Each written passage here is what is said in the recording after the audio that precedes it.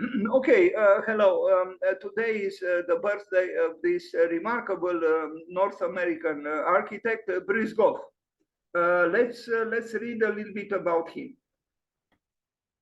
So Brice Alonzo Goff, born on June 8th, and today is June 8th, 1984, was an American architect distinguished by his organic, eclectic, and often flamboyant designs for houses and other buildings in Oklahoma and elsewhere. A 1951 Life magazine article stated that Goff was one of the few US architects whom Frank Lloyd Wright considered creative. Scorned houses that are boxes, he scorned houses that are boxes with little holes. That's what this magazine said, and this was the man with very eccentric shirts, indeed eccentric and flamboyant. Even again, another, rather distinguishable shirt. Here he is a little bit more dressed like in our time. And here, surprise, surprise, here he is with Frank Lloyd Wright. Yes, the lady on the right is actually Frank Lloyd Wright. When I first saw this picture, I thought that the person on the right dressed like a man, but I thought, she was a lady, an old lady. Well, he's actually Frank Lloyd Wright. And, indeed, he was rather short. And it seems Brice Goff was rather tall. Anyway, you can tell from the smile on Brice Goff's face that he was looking with affection towards Frank Lloyd Wright. This picture was taken in 1949, so I think Frank Lloyd Wright was 82 years old in this picture. Anyway, yes, Goff and Wright. Drawings by Brice Goff, the man who never studied architecture in a school, and he actually applied to his life, the advice coming from Frank Lloyd Wright. This is the house he built, and we are going to see it in detail. Yes, very, almost fantastic architecture. That's what Brice Goff was famous for, and he succeeded in producing an architecture more alarmingly novel than the one actually made by Frank Lloyd Wright. Bavinger House, if I pronounce well, this is the house that we saw in some drawings, and unfortunately it was sold piece by piece. It doesn't exist any longer, which is very sad. But it was a remarkable house, one of the best that he built. This untrained architect, if we are to call him so, with a wild imagination. And here are, tourists, architects, students, whatever. Look at the living room, with water inside the living room, and crystals and stones, and connected with nature.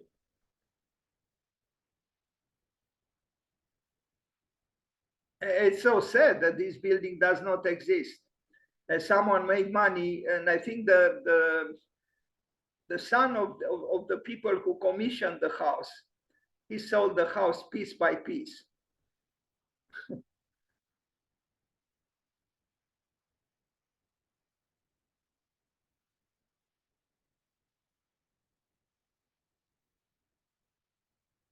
Well, somebody wrote that he was more like a folk architect, opposed to the academic architect. Well, I wouldn't call him folk. He was attracted by fantastic architecture, it's true, but he was a very educated and informed architect. And you can be sure that Frank Lloyd Wright would not have appreciated anyone. And he highly appreciated Brice Goff.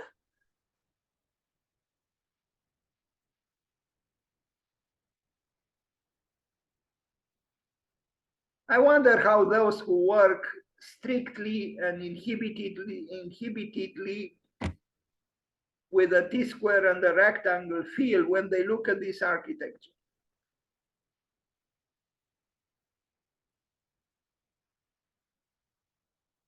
Again, this is a picture from the living room.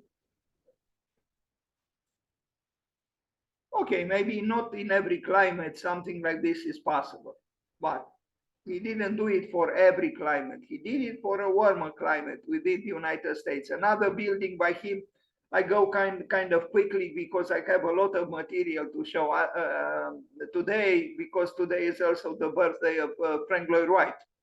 So Frank Lloyd Wright and Bruce Goff and Frank Lloyd Wright were born on the same day, June 8th, but different years. Of course, Bruce Goff significantly younger than Frank Lloyd Wright, about 40 years younger.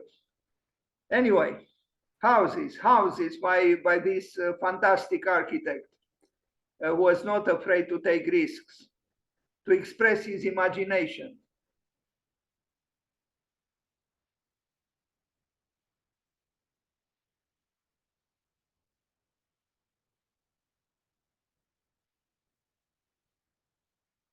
Look at this. Yes, a house built by a human being for other human beings. He was wilder than Frank Lloyd Wright.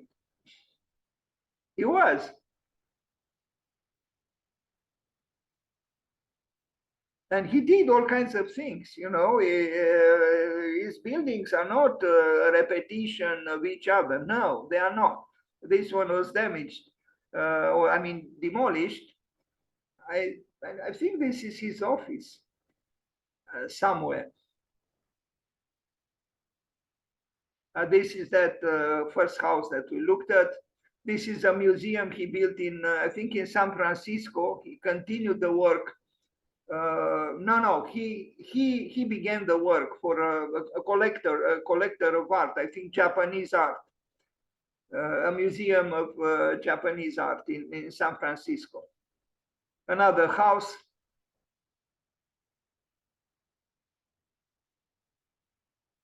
But there are certain similarities to an extent between Bruce Goff and Frank Lloyd Wright, but Bruce Goff is wilder. We saw this one is just a rendering, another rendering. You see here examples of his architecture. It is organic, but differently so than Frank Lloyd Wright's. Another interesting house. Sorry about the resolution of the picture. And look at this. You know, it's engaging. It's intriguing. You don't quite know what's going on. Indeed, he had a remarkable imagination and courage to express himself architecturally. I mean, if this house was built now, it would have been very highly valued. A church. Can you believe it? This is a church.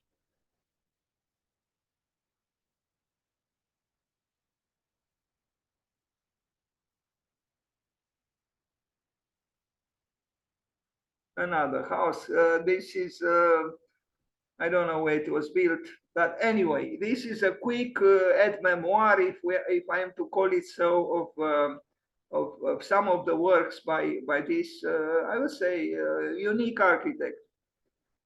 Look at this, another house.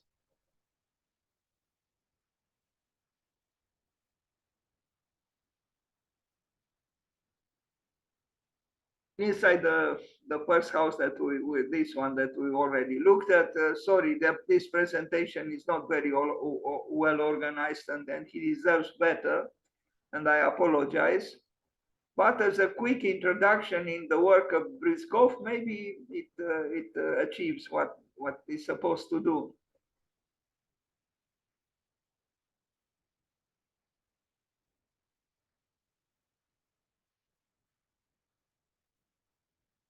Hopewell Baptist Church in Edmond, Ohio. We already saw two pictures with it. Here we see, it was refurbished or something. I like it very much. It's a church, but you could confound it with having some kind of maybe agricultural function in a rural area. Why not? Religion and agriculture. The silos and the liturgical space. And look at the interior. It's impressive. before the refurbishment.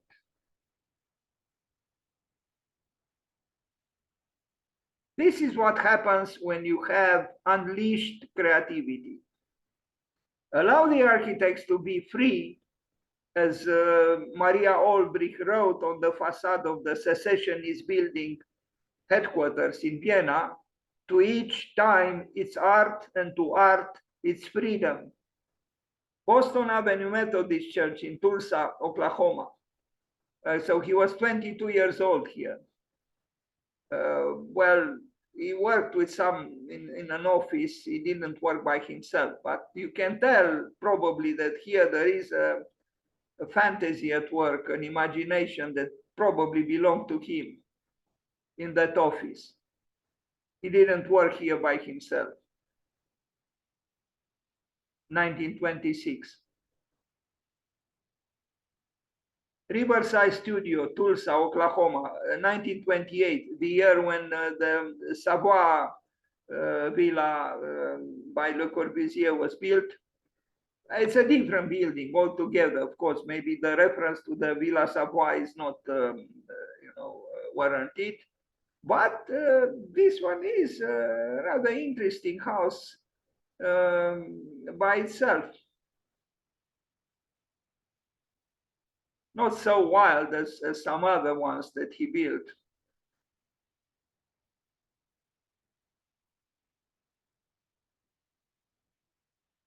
In 1938, 10 years later, Tulsa House in Chicago, Illinois.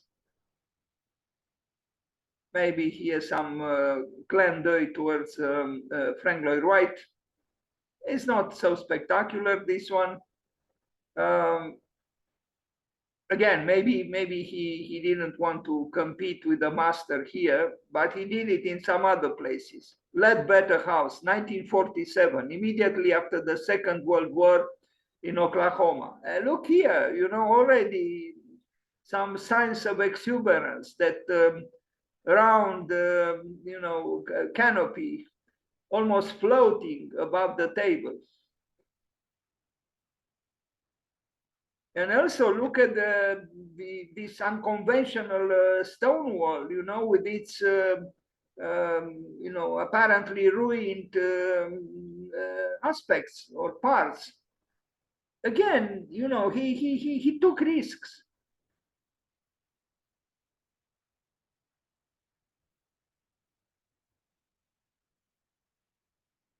It's the same house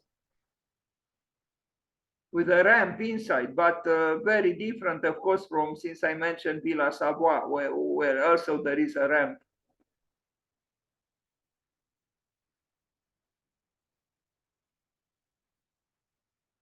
Bruce Goff.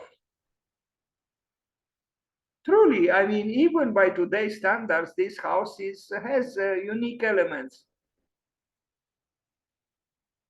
Magnificent trees around it, and the intriguing, almost surreal canopy above the outdoors, eating area. Bachman House, Chicago, 1948. Even here, he worked with an existing house and he modified it, the top part, as you can see. So he brought in something,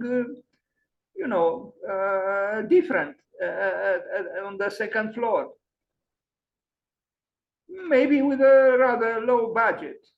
He created an event, an architectural event, compared to the other houses left and right.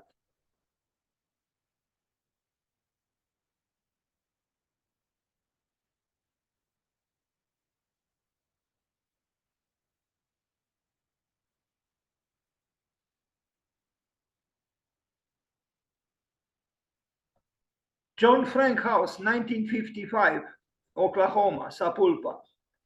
You see very different vocabulary, architectural vocabulary. Now, I don't know if he proposed this carpet also, climbing on the sofa, but the furnishings are probably connected more with the client than with the architect. An interesting house, this one exotic as well. and unexpected after we saw the previous houses.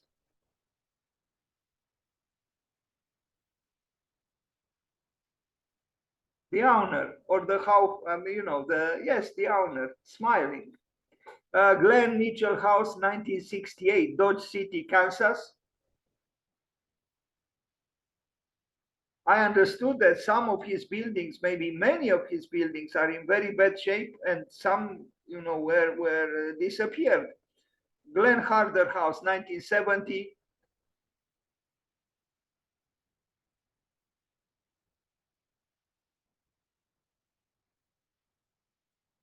Truly, his architecture is more exotic and sometimes more interesting than the architecture of Frank Lloyd Wright.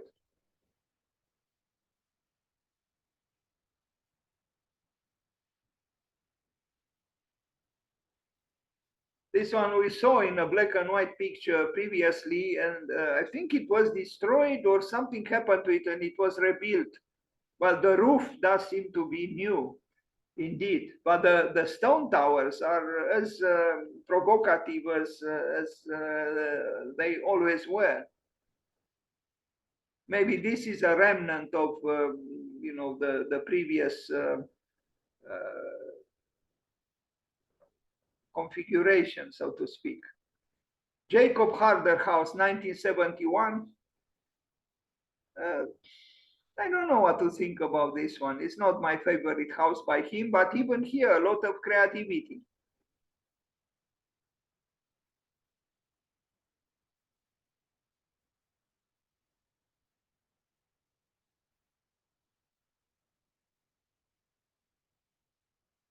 You think a little bit of the Greek Orthodox Church that Frank Lloyd Wright built when you look at this house, which is not a church, of course, but a house. But he's freer actually than Frank Lloyd Wright. Gryder House, Ocean Springs, Missouri, 1962. I only have two pictures, but it deserves more. The Gryder House roof evokes the sails of the boats on the nearby bayou. And look at this. It's almost like, in a painting by Hieronymus Bosch. The fantastic coming to architecture. The fantastic world. Not bad. And look at this one.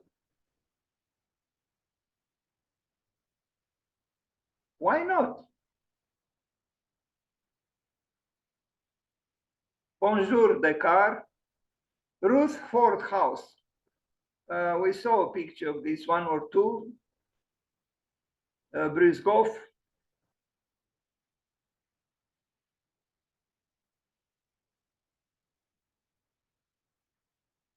Well, I read that he is almost forgotten. No, it is not. I didn't forget him, and I'm sure there are other architects who didn't forget him. He was a force. Unusual, yes, exotic, extravagant, but Bruce Goff was a force in architecture, and he has to be acknowledged as such.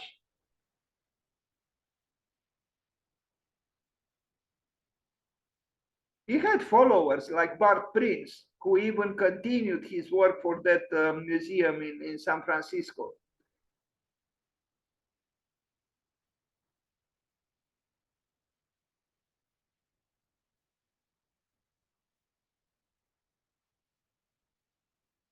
Should the world of dreams be part of architecture? I would say yes. Why not? Do dreams exist? Yes, they do. Do nightmares exist? Yes, they do. Could we express them somehow in architecture? Maybe, but perhaps it's not bad to try. Nightmares as well? I don't know about that. Maybe Luis Barragan was right. Maybe architecture is supposed to bring, peace and harmony in the users. But the deconstructivists thought otherwise. They thought that actually, together with Peter Eisenman, a good building is the one who actually doesn't comfort you, but provokes you, makes you think, makes you uncomfortable even. In that sense, nightmares could maybe inform architecture too, sometimes. But we all look for some kind of a light at the end of the tunnel. So, but either way, I think the dreams, especially in the positive, allures, and maybe even sometimes in the negative, ways, could be and should be present in architecture. So let's wish Goff happy birthday. Thank you.